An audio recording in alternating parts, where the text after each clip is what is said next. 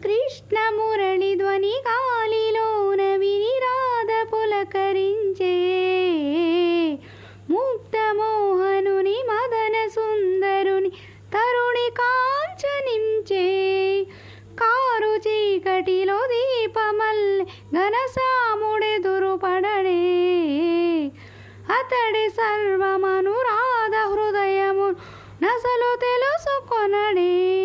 పెదవి వణుకెందుకనో వయసు ఉడికి దేనికనో కాలాగెనెందుకనో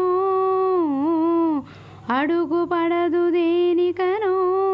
నీ పిల్లలు రవి సవ్వడి వినగసిలైపోదా కన్నీరాధ కృష్ణ కృష్ణ రావా